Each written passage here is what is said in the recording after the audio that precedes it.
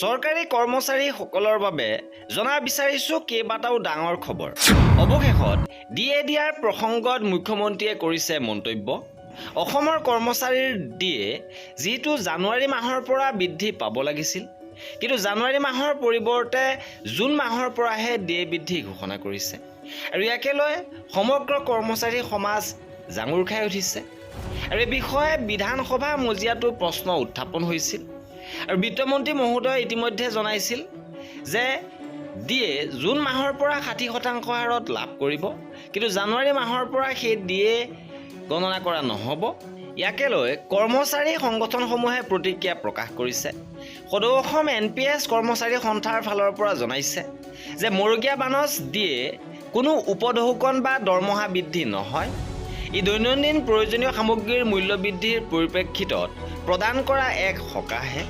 জানুৱাৰী মাহৰ পৰা এই বানচ প্ৰদান নকৰিলে মে' মাহলৈকে নিত্য প্ৰয়োজনীয় সামগ্ৰীৰ বৰ্ধিত ব্যয়ে কৰ্মচাৰীৰ দৰমহা কৰ্তনৰ সৈতে তুলনীয় হ'ব, আৰু এইটো কোনোপধ্যে গ্ৰহণযোগ্য নহয়।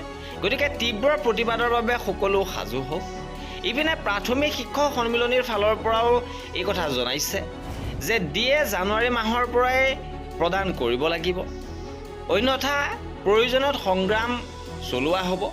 প্ৰাথমিক শিক্ষক সন্মিলনীৰ ৰাতুল গোস্বামীয়ে এই মন্তব্য কৰিছে। আৰু অৱশেষত এই ডিএৰ বৃদ্ধিৰ সন্দৰ্ভত মুখ্যমন্ত্ৰীয়ে মন্তব্য কৰিছে।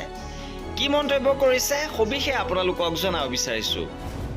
আপুনি অৱগত, সমগ্ৰ দেশ এই সময়ত ৱেষ্ট এছিয়ান ক্ৰাইচিছ, আজিও তেলৰ মূল্য $84 প্ৰতি বেৰেলত আজিও বাঢ়ি গৈ আছে। এনে পৰিৱেশৰ মাজতো আমাৰ ৰাজ্য চৰকাৰে আমাৰ কৰ্মচাৰীসকলক আমি 60% ডিয়াৰলেছ এলাউন্স দিছোঁ। এতিয়া তুলনা হ'ব যে অসম কেই নম্বৰত আছে। অধ্যক্ষ মহোদয়, ভাৰতৰ মাত্ৰ 3খন ৰাজ্যই এই ক্ৰাইচিছৰ মাজতো কৰ্মচাৰীক ডিয়াৰনেছ এলাউন্স 60% দিছে। সি হৈছে হাৰিয়ানা, উৰিষ্যা আৰু অসম। অধ্যক্ষ মহোদয়, হয়তো আৰু এখন ৰাজ্যও দিব পাৰে মোৰ ডেটাৰ কৈও, কিন্তু মেজৰিটি অফ ষ্টেট আজি কোনেও সাহস কৰা নাই। তাৰ মাজত আজি আমি চৰকাৰী কৰ্মচাৰীক আপ টু ডেট 60% আজি আমি ডিএ দিবলৈ সক্ষম হৈছোঁ।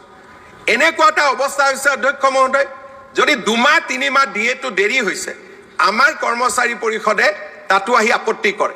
কিন্তু অধ্যক্ষ মহোদয়, মই বুজি পাওঁ যে যিটো সময়ত পশ্চিমবংগৰ দৰে যিটো সময়ত ডাঙৰ ৰাজ্যবিলাকে আমাক ডিএ দিব পৰা নাই, সেই সময়ত ৰাজ্য চৰকাৰে আমাৰ চৰকাৰী কৰ্মচাৰীসকলকো ন্যায় প্ৰদান কৰাৰ ক্ষেত্ৰত আমি কেতিয়াও পিছ হুহুকি অহা নাই।